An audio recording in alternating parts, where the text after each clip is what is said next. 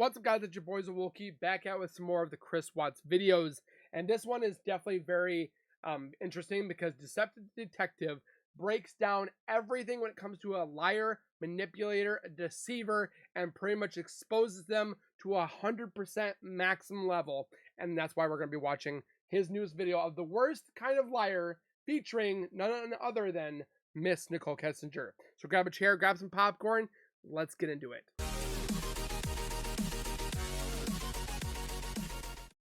If you guys are new here, if you guys are returning and have not subscribed yet, make sure you guys consider subscribing by hitting that white bar icon down at the bottom right. Hit that bell icon next to it, so when I do post videos like this one, you guys will get that little ring notification that Zowoki myself has posted that video. And then again, thank you guys so very much for the continued love and support that you guys show on this channel every single day. I can't thank you guys enough. Keep doing what you guys are doing, and we'll continue to keep growing together. Because once we get to 75,000 subscribers, I'm going to be giving away another MetaQuest 3 virtual reality headset, and all you gotta do is subscribe, comment, like, and share, and you're entered to go.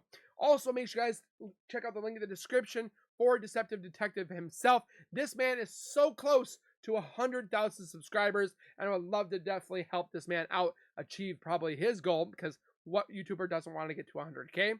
So go over there, give him some love, watch his old stuff, watch his new stuff. He doesn't just do the Chris Watts case. He does a vast majority, and I've definitely loved and watched and enjoy his videos. So go give him some love. But with that being said, let's get into the video. Like Nichol Kessinger more dangerous than murderers like Chris Watts. My personal opinion might surprise you, but I think by the end of this video, we will all agree. Today we'll watch part of Nicole's interview with Agent Kobach, focusing on Nicole's involvement in the crime. I think Agent Kobach on this interview dropped the ball. I'm just saying. This video is part of my Nichol Kessinger Chris Watts playlist, which you can find in the description. Without further ado, let's listen. Really, so I don't know if it was Saturday that he had told me that he was going to go that birthday, or like Friday. I just remember he was like, I got to go to this birthday party. Okay. With my kids. Any other conversation that makes sense? I mean, honestly, at this point, I'm really tired, so I know there are certain things that I need to tell you guys that we'll get to as these days progress. Yep. But in all honesty, if it doesn't stand out to me now, Today? it probably wasn't relevant. What about that 9 o'clock thing you were telling me on Monday? Oh, that he told me? Oh yeah, well we'll get there. We'll get there. We're still on Sunday. So we're night. on Sunday. We're gonna get to this is gonna be a long we're night. gonna get there to Monday. We're getting there. Not a joke, So first of all. Sunday night or Sunday during the day, you had your own personal stuff going on with your family. You never see him on Sunday. Is that accurate? No, I didn't see him. What did I do the rest of the day? I came home. I think I might have just chilled at my house. I don't remember. I think I cleaned my house. I don't know. I didn't see him though. Okay. Sunday is the day before Chris Watts murdered his entire family. So pinning down what Nicole did that day as, her personal timeline is important because A, if she's innocent, it helps exonerate her. But also if she was involved, it would help prove that. Which it could have. And when Kobach asks Nicole what she did on Sunday, we get lots of reticence, vague answers, and we get what's known as negation, where she tells us what she didn't do and that she can't remember. Every single time. And negation is a great sign of deception. So it can come in 3 types. You can get objection phrases, where if you say, were you at home on Sunday? Or did you help Chris on Sunday? And someone objects. Well, I could never do something like that. How could I help someone murder his family? Or I had no idea he was going to do that. So instead of answering, someone evades giving you a direct response by objecting. The second is when someone gives you an I can't phrase. So what did you do on Sunday? A lot of times I got that. I can't say for sure, or I can't really tell you, or I can't off the top of my head. So they tell you what they can't do. Why can't they do it? Maybe because it would expose them to jail time or because it would incriminate them. So they're honest when they say, I can't. And then the third type of negation is a non-reflective denial. So when someone just says, offhanded, well, I can't remember, or I can't recall it, or I can't really think of it right now. Like, Which the funny thing is Chris did a lot of the times, but yet we're not going to look at Nicole doing this. Now, when you looked at the other interviews that we saw with Lauren, best friend of Shanann back in high school, we looked at Troy, worker of Chris Watts. They didn't do this. They didn't do this in the interviews. Why? Because I don't feel that they were what people think that apparently Troy was involved. I don't necessarily think he was involved at all. He was just around that area at that time because he was going to work. But again, he doesn't do what Chris and Nicole do in their interview. like Nicole's doing here. This is the day before your boyfriend murdered his entire family. I would expect you to reflect at least a little bit about what you did that day.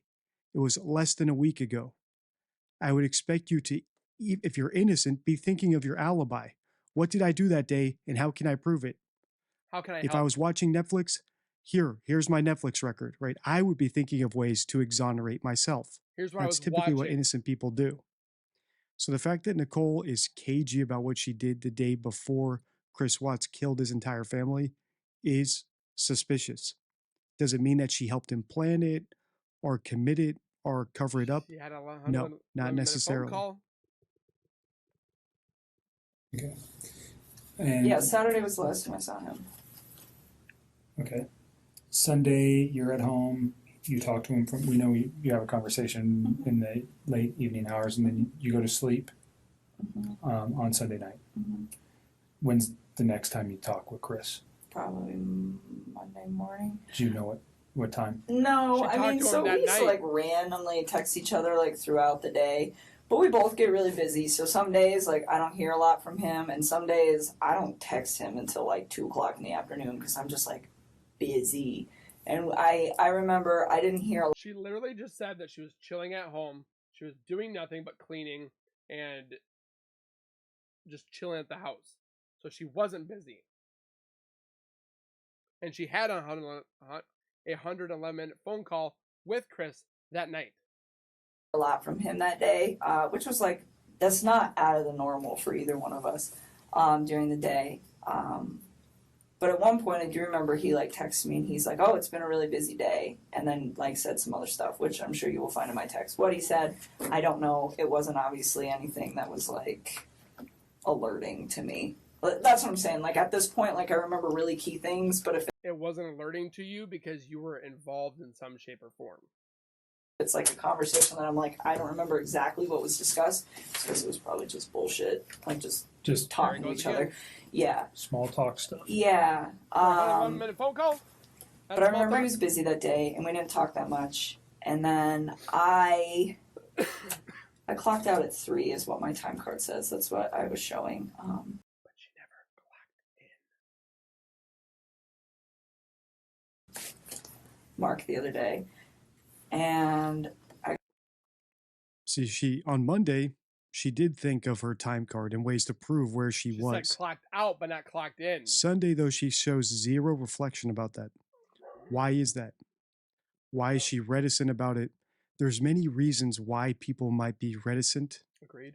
It doesn't necessarily mean that they're murderers. No. Maybe she was filming accessory. a nude video of herself to send to Chris, and she's Ew. embarrassed about it. Gross. And she doesn't want to give it up. If this woman is putting booty pictures, I mean, she didn't put them online, but if she's sending him booty pictures or taking pictures and having just guaranteed know what's on that phone. Guaranteed there was SCX tapes, butt stuff, because they talked about it, they Googled it.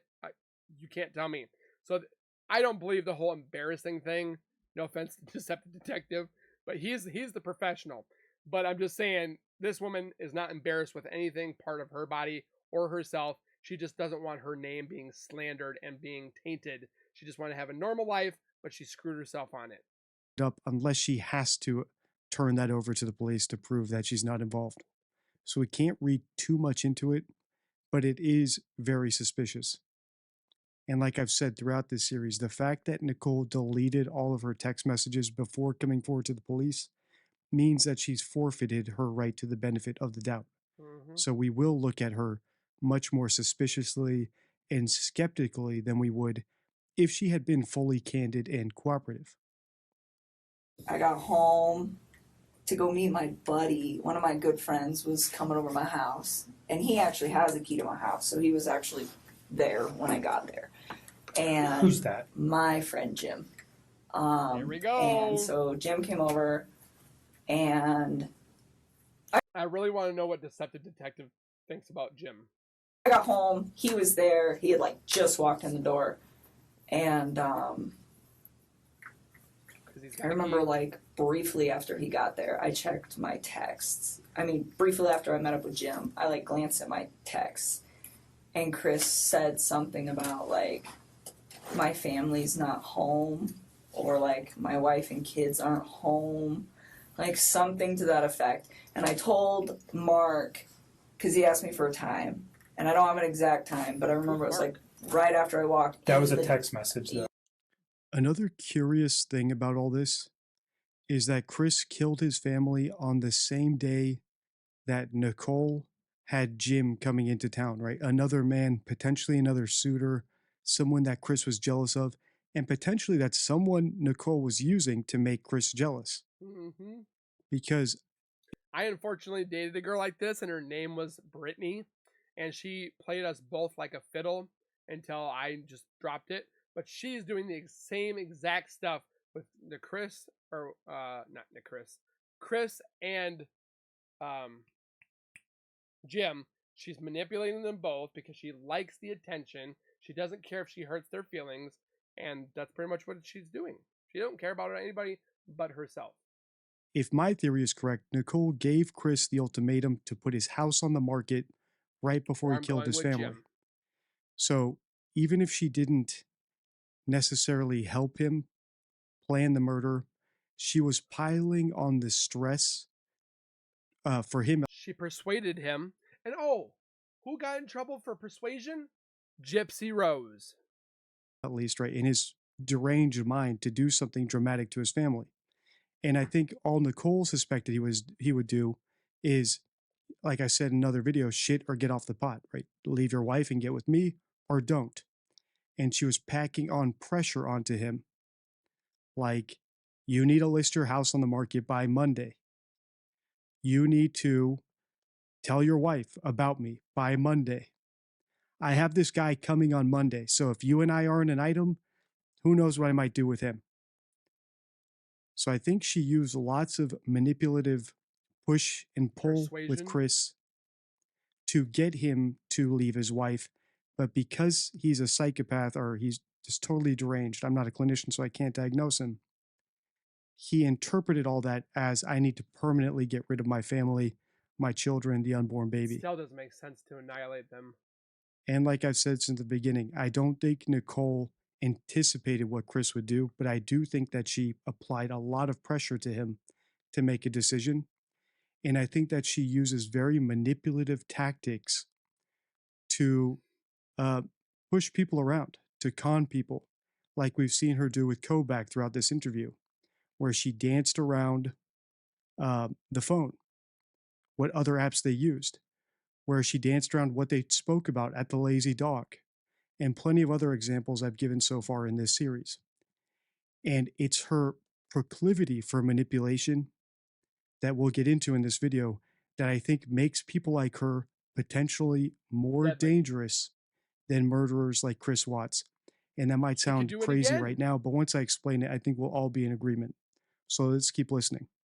Yeah, it's in a text, and it's like, it was like briefly after I walked in the door, so based off how long it takes me to get home from work and when I clocked out, it's probably about 3:45 p.m. Texts me and tells me that. And like, he knows when I get off of work too, so he doesn't always bug me if I'm busy. So I don't know what's up with that, but that's when he sends that to me. And so you're saying that he would have known that you would have had your phone available to you and not been at work when he sent you that text message? Yes, that's what I'm trying to say. So looking back at it, you think it was purposefully sent at that time? Oh, I'm sure. I'm just asking your feeling on that. Yes, and then he said, "Call me when you can." And I was there was no other communication between you and him that morning, on Monday morning? Well, there was, but it was like random, like. But nothing about this event. She made a No, phone call no, at no, no, no, no, 6. no. About like my wife's missing or No, anything. nothing. Why would she have to text him that, or why would they have to text each other when they were together? That's my wholehearted thought.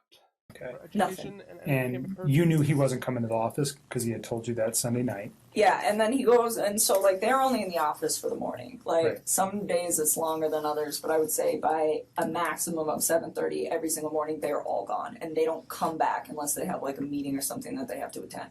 So like not seeing him for the rest of the day is not like an unnormal thing. Okay. Like, but like I'm saying, like we don't really. The only reason we interact was kind of like by an off chance thing. Like I don't work with him. Mm-hmm.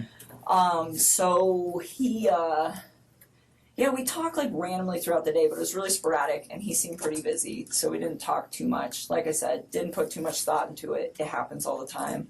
Waited till about 3:45, then sent that text to me, and yes, he does know that I will be home at that point. Or getting home. Did you give Mark Jim's information? No, I would really not like to involve him in this. Okay. He does not know about this. He doesn't know any of this is occurring. Okay. Like, I was So literally he knows certainly through the media that something's occurred. Yeah, he's With like Chris. out of town. He's probably has no Okay. idea. He doesn't know Okay. who Chris is. Like he's not. I do not know. So he's just a friend of yours yes, No. he does that not. was need to be coming to dragged your into this. Who would you apartment call? and doesn't know anything about Chris. Does he know anything about Chris? No, Okay. nothing. Absolutely And we've not. known Jim for Yeah. years and years. It is interesting, the timing of Jim's appearance the same day that Chris kills his family. Just I so wonder, happens. like I said, I know very little about this case outside of what I've seen in this interview so far. Was Nicole using Jim as a tool to manipulate Chris, to get him jealous, to get him envious, to rile him up enough to leave his wife? Well, if you're not going to be with me, I've got plenty of suitors, Chris. I have Jim flying down right now. He's going to be sleeping at my house tonight. So if I don't see your house on Zillow by the morning, and I don't see your wife's wedding ring off her finger so you can show it to me and show that she threw it away, well, then I'll just stick with Jim. Have fun with your wife. Years. You're not dating him or anything like that. No, It's just a he's friend. like one of my very good friends. Like my dad knows him. He's a great guy. He works out of state a lot, so when he's in town, we hang out. But when he's in town and he's off of work to save time, so I give him the key to my house. One, because I trust him and he's one of my best friends. And Just two, friends. because sometimes he will just meet me there because I'll be like, hey, I'm getting off of work. And then if I get stuck in traffic or something, he ends up like sitting outside of my apartment waiting for me to get off of work. So I'm like, here's the key. And like my dog loves him and stuff. So no, he's not So he's just involved family with it. friends. Yes, I don't even The only want reason him I dragged ask, into this. and I'm not really concerned about your location. I think we Why already not? have your cell phone records. At some point, did Mark ask you to supply? Did they ask for consent to get cell phone records? That'll probably be done by warrant. If we Isn't that wanted, what you just did? nope. What I'm talking about is your movement Oh. by GPS or by cell phone tower to show where you were. Obviously, Why did her phone ping in and I Frederick, don't want Colorado? to cause you concern. We want to know where you were that day too. You're dating a man who did some egregious stuff, and we want to show that you were never near him that day. Period. I mean, you guys So- can track my. No, He yeah, I was gonna. I think he was gonna say we need to figure out if we needed to put if you were there or not. Like if we need to put you there. Like he was gonna. He stumbled there for a second. That was something we will have to get a warrant for, anyways. I'm just saying, if we asked for it, would you have any objections to that? No, you can have Right. it. So, I'm we'll- a pretty boring person. I well, don't it sounds go like to you many just went to places. work that day, and then you came home and you were there at 3:45. Yeah, like on give or Monday. take like 5 Yeah, minutes. whatever. But yeah, so 3:45. I meet Jim there. Yeah, I was And totally so there. Jim is understand from an investigative point, he could be a person who could say, yeah, I was there at 3:45. He doesn't know Chris. He doesn't know anything. He could say with one phone call, yeah, she came in at 3:45, done. Totally. Do you know what I'm saying? And I don't have to ask anything more than, hi, Chris, my name's Kevin. Or Jim. And I'm not saying you have to give it to you. Just leave Jim But alone. if Jim does at not need some to be wrapped point- up in Why is this okay? Why is she telling him to leave him alone? He's the authority. He sits there and says, hey, shush. If I want to ask him, I'm going to ask him. What gives her the right to go, leave Jim alone? Like, if Colbert wants to freaking call him, he has every right to narrow this down. this. If at some point I needed Jim's info to, let's say we couldn't find your phone records, would you You tell me can who have Jim them. was? I will give them to you. Would you tell me who Jim was if I If couldn't you get it? had to. I don't really want to involve him in this. That was not Perfect. fair to him. Why? That's not, no. Now we're starting to see a little bit more of Nicole's true colors, Her attitude. where she's interrupting, pouting, being moody, acting like a petulant child. What she did with Chris. She got mad about the picture. Remember, this is 3 days after her boyfriend murdered his entire family, including an unborn baby. And she's getting petulant over them wanting to question a guy who could corroborate her alibi on the day of the murders. No, if I do not have to do that. That's fine. Yeah, so anyways, Chris was like, call me. And this is the 345 text. Yeah, he sent me like a few. I think there was 3 of them, and I don't remember what the other one said, but something about like, yeah, my family's gone, or I don't remember verbatim, but call me when you can, or call me when you have a chance, something to that effect. And so when he told me call me, I was like kind of alerted, where I was like, okay, what's going on, you know? But first when he told me like his family was like not home, that didn't really seem odd to me that his family wasn't home. It was really vague. I'm like, okay, like, are they at the grocery store? Like, elaborate. And so, you know, and then, but he says, call me like it's like an emergency, but then just says that they're not there. And so I'm like really like floored by that. Well, not like floored, but just kind of like, he says, call me, so I'm concerned. And then he's really vague. So I'm like, maybe he just wants to talk to me. I don't know. I think it took me a little while to like really. If you're watching this, you can see the patronizing things she does. So where Chris says, call me, if he gives her an order, an instruction, she gets very patronizing. Elaborate, right? Her eyebrows raised, almost like a teacher talking to a kid who has given an instruction to the teacher, right? That she's bemused by it. Exactly. And we see lots of people on my channel who do this, like Jada Pinkett Smith or Ruby Frankie, where they treat people as lesser than in order to humiliate them and humble them. And I don't know whether or not Nicole is a sadist, but she is definitely a manipulator. She's all the above. And she's very good at it, right? She's handling her dad on one side, she's handling the officer on the other side, and she clearly spoke to Chris in a way where she was humbling him and controlling him to a certain degree. And I'm going to elaborate on that theme in a minute here. But let's just listen to a little bit more and see if we can pick up a couple more tactics that she uses to manipulate and some more examples of where her true colors bleed through. Really process the severity of the situation, just because this is not something that you expect to see every day, and the way that he talked to me made me believe that this is not what was going on at all. Okay, so you make a phone call to him and you guys have a conversation. I did. I stepped outside. This is 345. Ish. I mean, well, like, I think I actually interacted with Jim for, like, probably a good 15 or 20 minutes. I mean, he's my guest. He's in my house. So I don't think I called him right away. But, like, I mean, I'm trying to balance the fact that I have my friend here, and then Chris is saying that something needs to be addressed. But to me, it didn't sound like an emergency. I mean, it's all the time. Like, people aren't home right now. You know, so it just... It wasn't like, oh my God, I have to take this call. It didn't register as being critical. No. I mean, it was the way he said it. And I was like, okay. So I remember hanging out with Jim for a while, and then I stepped outside and I made a call, like, out on my back patio. And I called him. And he didn't answer the phone. And then he texted me back. Oh, no. Did he answer the phone? I don't remember. I think he missed my call, and then he called me back. or he just answered. Either way, it was a very short talk to him where he was just like, I have to go. The cops are here. And I don't remember if he said that on the phone or over text. That's I don't okay. even, I'm so tired. That's fine. You don't But need either the way, different, like, it's the just cops- the Tactic context. right Yeah, there. I mean, you guys will figure it out. The cops are here. And I'm just like, all right. And then I remember we were like we were texting, but I was like hanging out with my company. So it wasn't like a nonstop text. It was just kind of like I would check my phone every once in a while and we would communicate with each other. And he was just saying like they weren't there and that her friend Nikki was there and that her friend Nikki had called the cops. And I'm like, Good. why would this girl call the cops?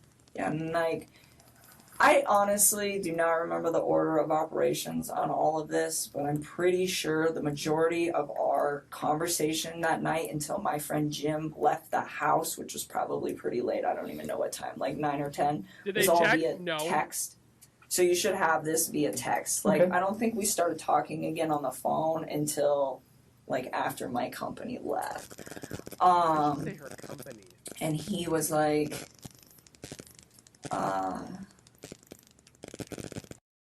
If Jim was there on Sunday, that might be part of the reason we detected so much reticence when Nicole was asked about what she did on Sunday evening. Mm-hmm. So during the day, she said that she was at the museum with her family, but then in the evening, she got very vague, like maybe I watched Netflix.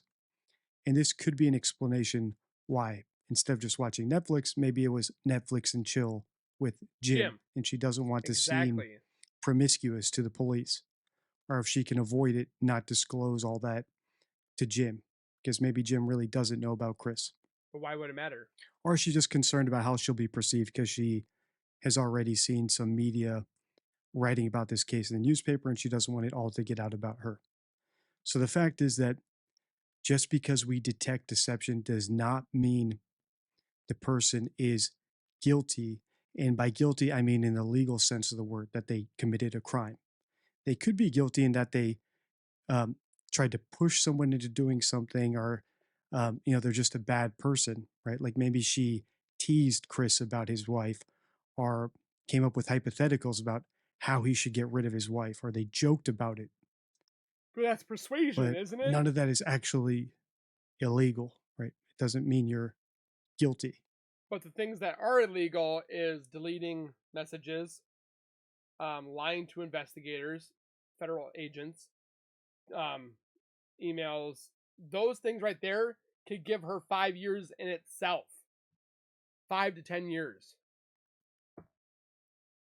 I don't know, he just started like giving me details about stuff, and I don't remember what order, but he was saying like, And in fact, this is probably one of the most important cards from the deception deck. So I'll just read it to you here. Why do people lie? If you're not familiar, the deception deck is my 52 favorite rules for spotting lies and manipulation. And this is the card on assessing why people lie. When analyzing statements, it's important to consider why the individual might be lying. There are numerous reasons beyond guilt. The first is protection. Could they be safeguarding something such as an investment, a relative, or their pride? 2. Avoidance. Are they attempting to evade negative outcomes like shame, jail, or retaliation? 3. Gain. Might they be seeking benefits, including attention, financial gain, or closure? And if you've seen my video on Sammy Smith, I believe her deception came from seeking attention. And other. Could they be influenced by other factors such as activism, psychological issues, or a simple mistake? This framework helps in understanding the diverse motivations that can drive individuals to lie, and we need to apply it to Nicole, same as anyone else. Nikki was really upset and that the cops were there and that they were like searching the house, and I was just like, what? Like what? Why? And he was telling me that they had like had a disagreement or something like that, and then he told me like she was gonna go to a friend's house, and I was like, okay, well, maybe she left, maybe she just like went to her friends. And then I think I don't remember, but I think he was the one that told me that her cell phone and her purse were still there. I think he told me that. He told you her cell phone and purse were still there? I think he did. I don't remember. What's the significance of that in your mind at that time? At that point, I She thought brought that up. this woman was really trying to get out of this house. Okay. That's what I thought, because he said that they'd had a disagreement, and I was just like, okay, well, I mean, I leave my cell phone at When home. he said disagreement, what did he tell you what it was about, or? Not at that point. Not at that point. So, again, like, you guys are going to have to check these texts, because it's all, like, my brain feels That's like okay. mashed potato right now. But I remember him saying that, and I'm just thinking, like, well, maybe she was in a rush, you know? Like, maybe she was just like, I'm going to my friends. I'm leaving my cell phone here because I don't want you calling me. I don't want anyone else calling me. I mean, there are days where, like, when I'm outside of work, I will just shut my phone off. I just do it, and it's, like, my way of getting peace. So to me, that, I mean, like, it was weird that it wasn't even that weird to me that she left her phone just because I leave my phone, but it was weird to me that she left her purse. But knowing the fact that that girl was, like, always on her phone, then, yeah, I guess it is kind of odd. Like, she lived on her phone, I think, yeah. pretty much, is my understanding of her and a phone.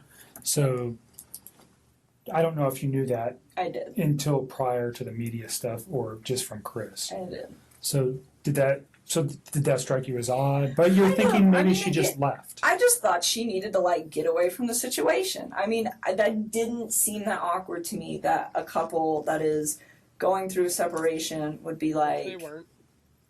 We're Publicly. I need to leave. I just need some space. Like, it didn't even, like, process. I was like, okay, like, give her some space, you know? And on that note, too, when he was in, we're going to jump back for just a second. It's okay. I had a thought. So when he was coming back from North Carolina, that was when he officially told me we're going to get a divorce and we're going to put the house up for sale. Like, he told me they were separating and they were like. So have you seen I think my first part of the series, or the second, I said that I believe Nicole gave Chris the ultimatum about putting his house for sale and leaving his wife while he was in North Carolina. That's why he came back, and all this stuff happened very quickly afterwards. And I think this is a great confirmation of that. Gonna put the house up for sale, but they hadn't done it yet. And then when he got back from North Carolina, that was when he was like, it was like a sealed deal. Okay. And the reason that is of significance is because at some point over the weekend, I don't remember when, he told me that they were putting the house up. I don't know if it was they were putting it up on Monday, like the day they went missing, or if it was that they were calling the realtor to verify some stuff so they could put it up that week. Like, I don't quite remember. I just remember, like, the house was supposed to be, like, on the market, like, that week. And I think that Nicole added to that pressure. I believe Chris was put on a timeline by Nicole, given an ultimatum. And because he's a coward, rather than confronting his wife or divorcing her or leaving her like an average normal human would do, because he is deranged, and I believe this is a sign of psychopathy. I personally think he's a psychopath, even though I can't diagnose him. I'm not a clinician. He decided the easier route was simply to execute his family. That way he doesn't need to worry about the third kid being born. He doesn't need to pay alimony. He doesn't need to pay child support. And he can just tell Nicole, yeah, she ran away with the kids. We can start our life together now. There's no loose ends to tie up that way. That's the stupidest way And that's ever. typically how psychopaths think about people. They think of them as you're either helpful or you're disposable. And this is actually a good segue. So what is the most important takeaway from this video? Why do I think that a run-of-the-mill manipulator is more dangerous than a murderous psychopath like Chris? And it boils down to your likelihood of encountering one in real life. Doing it again. Someone like Chris is very rare. It's very unlikely to encounter him, even if his impact is severe, right? If you encounter him and you're the wrong person, he'll murder you. But I think that people like Nicole are much more dangerous because A, they're more common. Manipulators are a dime a dozen, so you're more likely to encounter them. And the impact they have, while not life and death, right, while not severe, can still be significant. For example, if Chris hadn't murdered his family and simply just divorced Shanann, Nicole would have wrecked their home, right? That's not necessarily illegal, but it would have had a severe impact on their life. And that's the other thing that makes the people in this likely significant category so dangerous and so concerning, and why so many of my videos are about people who fall into this segment of my risk matrix. Because what they do falls below the radar of the police very often. So they're able to get lots of reps in and get really good at what they do.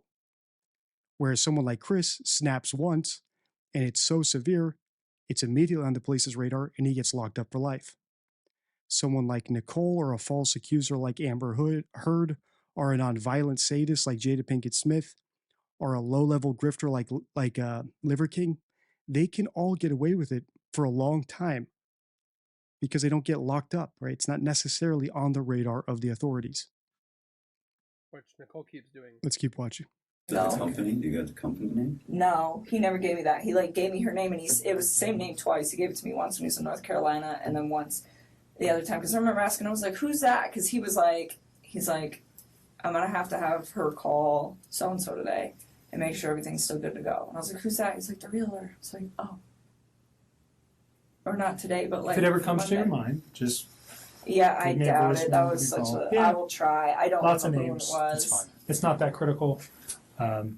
That person may come forward to us anyways, perhaps. So don't worry about it. Let's go back to the phone calls on Monday afternoon. Yeah, so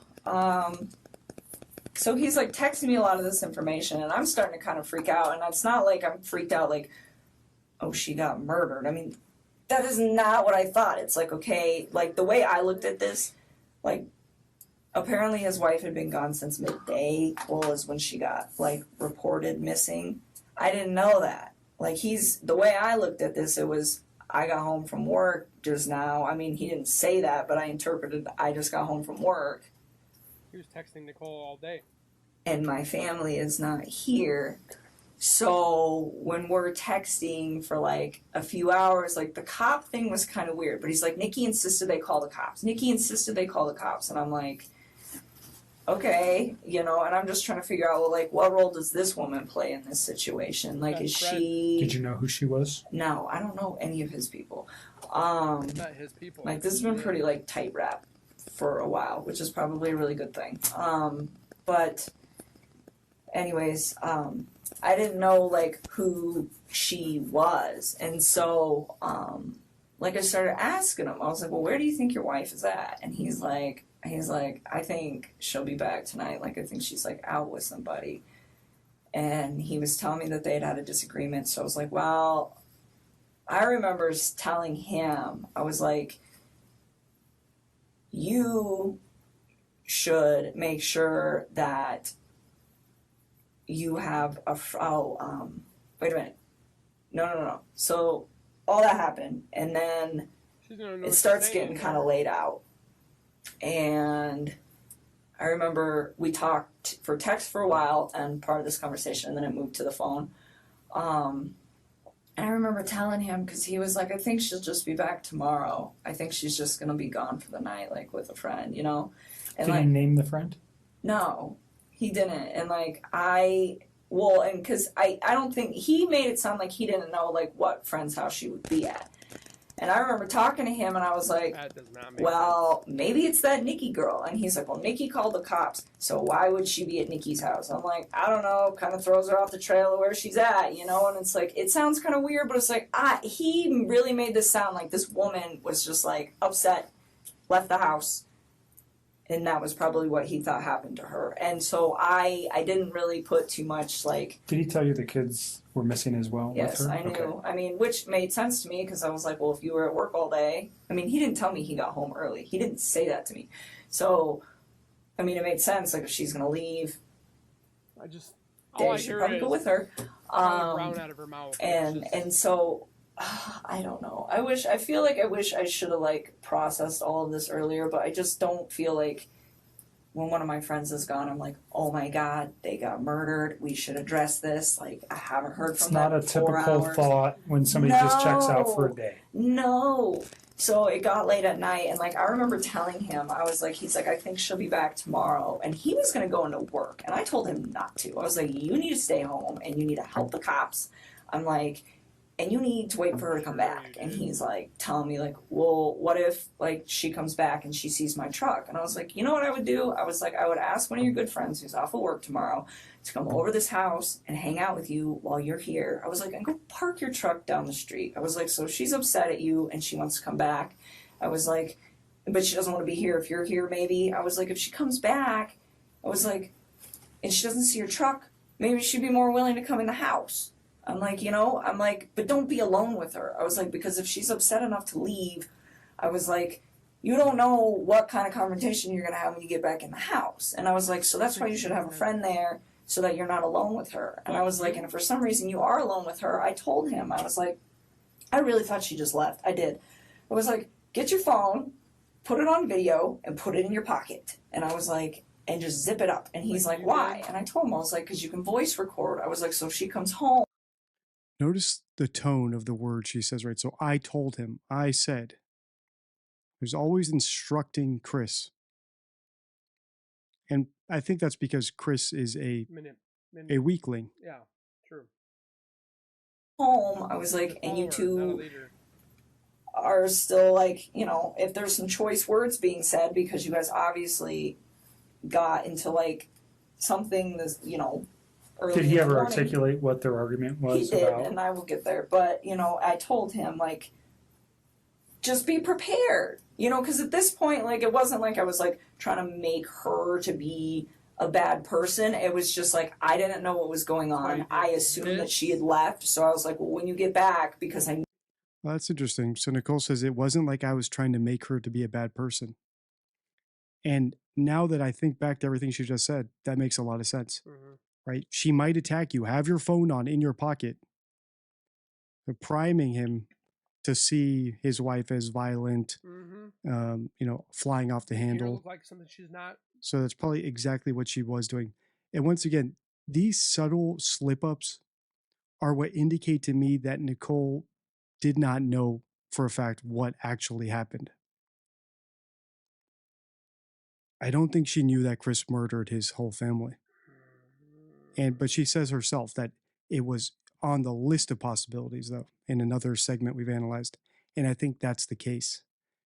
I think they joked about him killing his family. I think they probably maybe fantasized about it. But I don't think she actually took pen to paper and drew a diagram or helped him carry it out. And then whether or not she helped him hide the evidence after, that is still up for debate. There's a mystery woman that was at the because house, she did delete all of her text messages with him.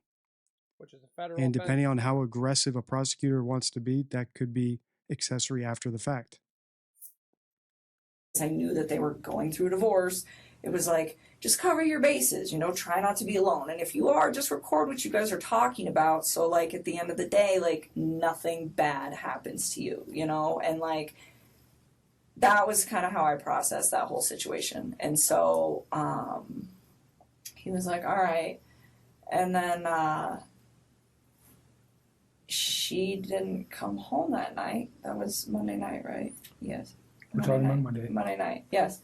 And he told me this is what he told me they talked about, and I realized that this is like total bullshit, and I think he's telling you guys a different story. And I think the reason that he's telling me what he's telling, I think the story he's telling you is probably slightly more accurate than the one he told me on this case, and the reason is because I think he was trying to save his ass with the fact that she's pregnant. So he told me that she had asked him to wake her up before he left for work on Monday morning. And so I don't know if she did that on a text or how it was supposedly communicated. But he said that he went to get her up, which I also found weird because, like, she's still sleeping when he leaves because she gets up with the kids and they get up shortly after that, but, like, it's just him in the mornings, you know. And so he said that she woke up and those two kind of just, like, got in a disagreement, and I don't know what all was said, but he was like, she was being pretty mean. And then he said, she told me that she's pregnant, and she told me that the kid is not mine. That is what he told me. So she's pregnant. All right, so this is interesting. And now we're getting into Chris's version of events relayed through Nicole. So we're coming up on an hour, so let's do this. If you want me to continue this series, Yes, please. let's get this video to 50,000 views. Please make sure to thumbs it up so YouTube actually shows it to new people. Guys. On your screen now is my video about Trevor Bauer, an MLB star whose life was ruined by a false accuser manipulator. It's one of my least watched videos, but personally I think it's one of my best and one of the scariest and saddest, so please give it a watch. Until next time, stay true. I'll definitely give that video a watch too, but I definitely want to know what you guys think by watching his videos, or this video. Let me know what you guys think. Please be honest. I definitely, well, within reason. Don't be like nasty, because there's no need for that. But I definitely want to know your guys' partake on that, professionally, and for those that are not professional, like myself. I'm not a professional. So I thank you guys for watching. Please take care, be safe, subscribe on both channels, and we'll see you guys in the next one. So keep it real, and have a great weekend.